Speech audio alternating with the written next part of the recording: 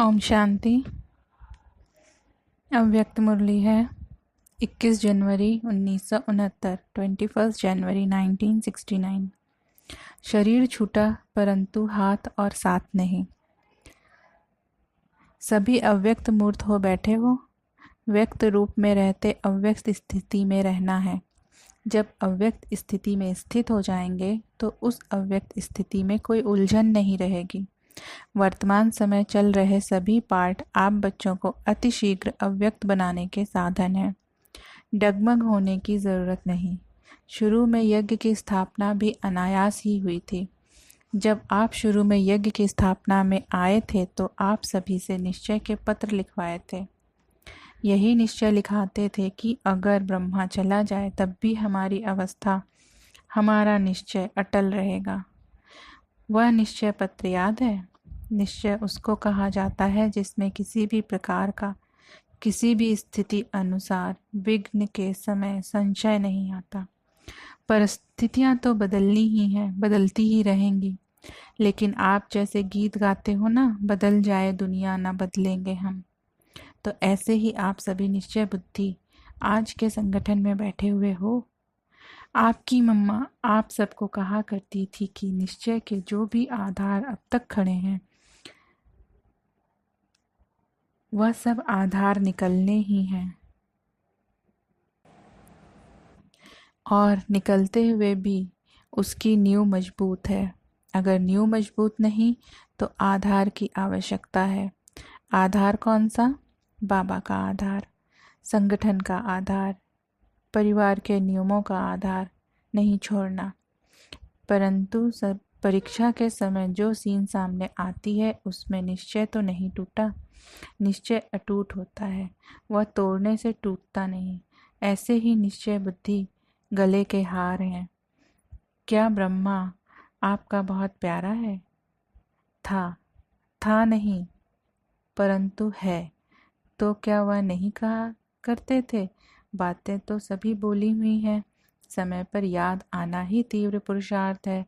याद करो, वह भी आप बच्चों को मजबूत बनाने के लिए कहते थे।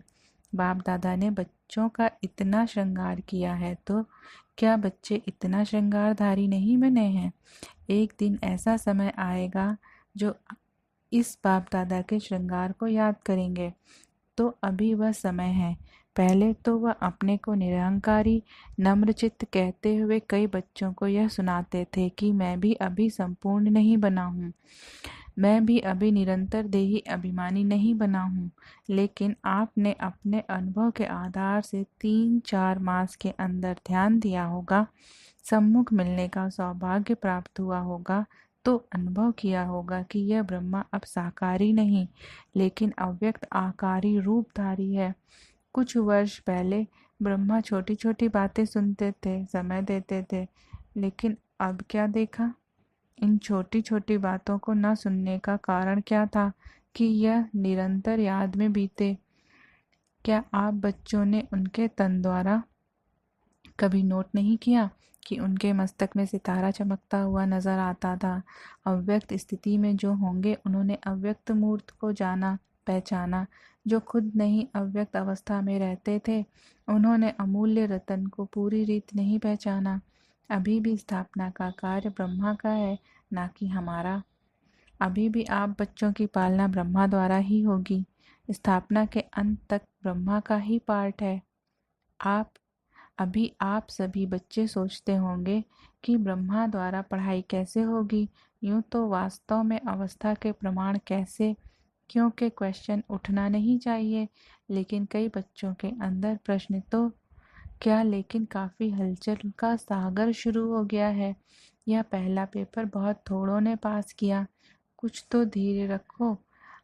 जब अविनाशी ज्ञान है, अविनाशी पढ़ाई है, तो फिर यह प्रश्नों की हलचल क्यों? फिर भी उसी हलचल को शांत करने के लिए समझा रहे हैं।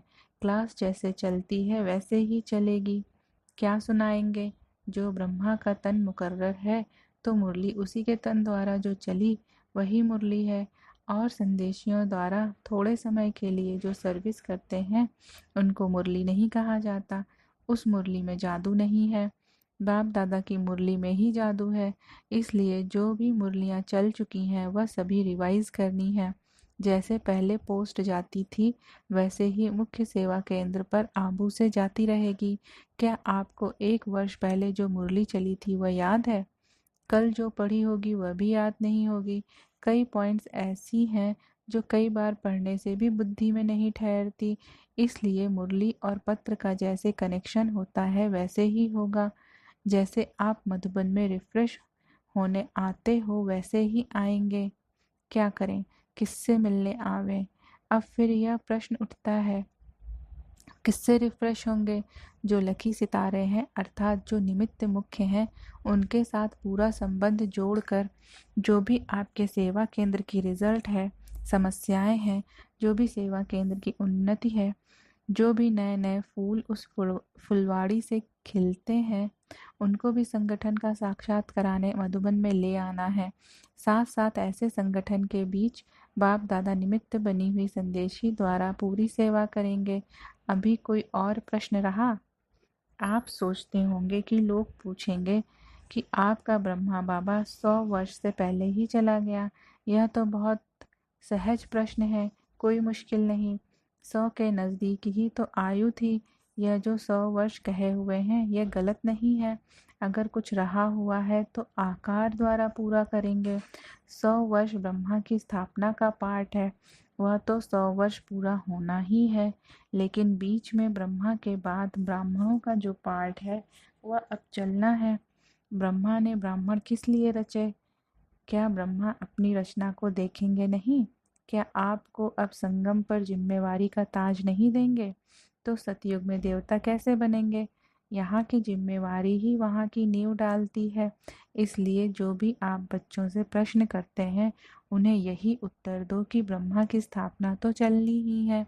अभी बच्चों की पढ़ाई का समय बिल्कुल ही नज़दीक है। यह तो हर एक मुरली में मम्मा के बाद इशारा दिया है। क्या पेपर में तिथि तारीख बताया जाता है? जो पहले से ही बताया जाए उसको क्या पेपर कहेंगे? पेपर वह होता है जो अचानक होता है।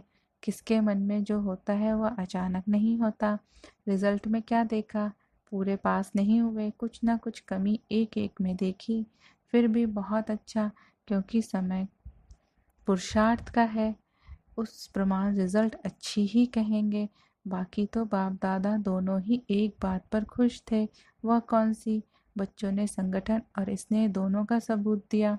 ब्रह्मा वतन से देख रहे थे कि कैसे कैसे कोई आता है, कब कब आता है, किस रुहाब से आता है, किस स्थिति से मिलते हैं। यह भी रिजल्ट बाप दादा दोनों इकट्ठे देखते रहे। तो हर एक खुद को देखें और खुद में जो कमी हो उसको भरें। बाकी आज से सभी के लिए कौन निमित्त है वह तो आप जानते ही हैं। दीदी तो है, साथ में कुमार का मददगार है। जैसे और सभी लिखा पढ़ी चलती थी वैसे ही हेडक्वार्टर से चलती रहेगी। यह दोनों आप सभी की देखरेख करती रहेंगी। अगर आवश्यकता हुई तो आप सभी सेवा केंद्रों पर चक्कर लगाती रहेंगी। लेकिन अब का पेपर क्या है? यह तो अचानक पेपर निकला, परंतु आने वाला पेपर है, वह बताते हैं। अब एक मत अंतर्मुख और अव्यक्त स्थिति में स्थित होकर संबंध में आओ। यही बाप दादा जो पेपर बता रहे हैं उसकी रिजल्ट देखेंगे। पिछाड़ी के समय ब्रह्मा तन द्वारा जो शिक्षा दी है वह तो सभी ने सुनी ही होगी और याद भी होगी। आज के दिन इस संगठन के बीच कुछ देने भी आए हो तो कुछ लेने भी आए हो, तो जो लेंगे वह देने के लिए भी तैयार हैं। जिसके दिल में कुछ संकल्प आता हो कि ना मालूम क्या हो, ऐसी तो कोई बात नहीं होगी, वह हाथ उठावें। अगर सभी संतुष्ट हैं तो जो लेंगे उसको देने में भी संतुष्ट रहेंगे। 2 बातों का आज इस संगठन के बीच दान देना है। कौन सी 2 बातें? एक मुख्य बात कि आज से आपस में एक दो का अवगुण ना देखना, ना सुनना, ना चित्त पर रखना। अगर कोई बहन या भाई की कोई भी बात देखने में आवे तो निमित्त बने हुए जो हैं उनके द्वारा उनको इशारा दिलवा सकते हो दूसरी बात, कई लोग आपके निश्चय को डगमग करने के लिए बातें बोलेंगे, आवाज़ फैलाएंगे कि अब देखें यह संस्था कैसे चलती है, लेकिन उन लोगों को यह मालूम नहीं कि इन्हों का आधार अविनाशी है। दूसरा, यह भी ध्यान में रखना कि कोई भी हिलाने की कोशिश करे तो जैसे आप बच्चों का कल पहले का गायन है, अंगद के समान पाँव को नहीं हिलाना, ऐसे निश्चय बुद्धि अडोल एक रस ही जो आने वाले लास्ट पेपर हैं उसमें पास होंगे। और ब्रह्मा द्वारा जो इतने ब्राह्मण रचे हैं, तो क्या बाप के जब बच्चे बड़े हो जाते हैं तो बाप रिटायर नहीं होता? अब ऐसे समझो कि बाप रिटायर अवस्था में भी आपके साथ है। आप बच्चों को कार्य देकर देखते रहेंगे। शरीर छूटा परंतु हाथ साथ नहीं छूटा, बुद्धि का साथ हाथ नहीं छूटा, वह तो अविनाशी कायम रहेगा। यह दो बातें जो सुनाई, एक डगमग न होने का दान देना है, दूसरा अवगुण न देखने का दान देना है। अगर सभी बच्चे यह ध्यान दें, जबकि संकल्प कर चुके अर्थात दे चुके, संकल्प की हुई चीज़ कभी वापस नहीं ली जाती। अगर माया वापस लेने की कोशिश भी कराए तो यदि अपने ऊपर जांच होगी तो पास हो जाएंगे। अभी एक और बात आप सबके ध्यान पर दे रहे हैं। बाप दादा की लास्ट मुरली में जो शिक्षा मिली है कि यह ध्यान दीदार ज़्यादा चलाना समय व्यर्थ गंवाना है, इसलिए यह नहीं होना चाहिए। ऐसे ना हो संदेशियों द्वारा सेंटर पर जो पाठ चले उसे आप चेक ना कर पाओ, इसलिए यह निमित्त बनी हुई दीदी और कुमार का जिस संदेशी को मुकर्रर करेगी उन्हों के द्वारा डायरेक्शन मिलेंगे। इस पार्ट के लिए भी यह जिसको निमित्त बनाएंगी उस द्वारा ही रहस्य स्पष्ट होंगे।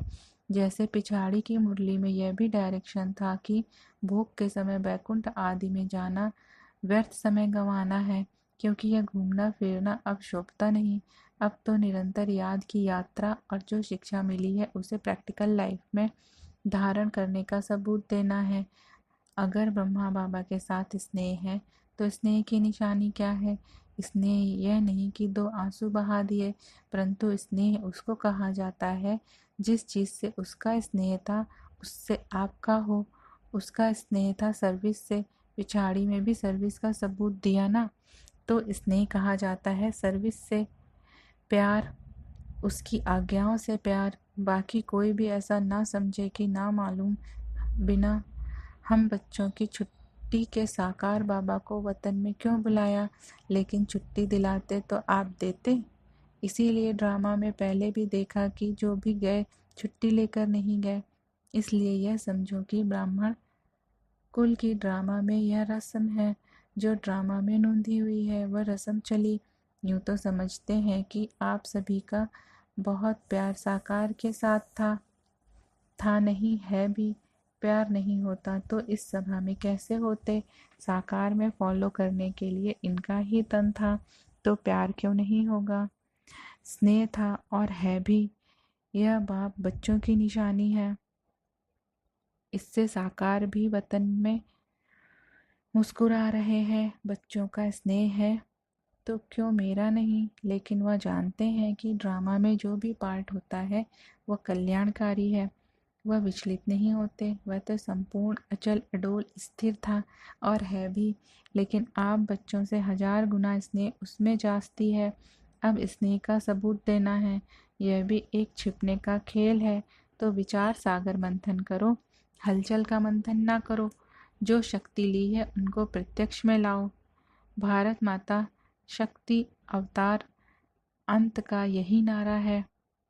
सन शोज फादर ड्रामा की नोंद कराएगी। साकार बाबा ने कहा, मैं बच्चों से मिलन मनाने आऊँगा। अगर आज आ जाता तो बच्चे आंसू बहा देते। अच्छा, ओम शांति।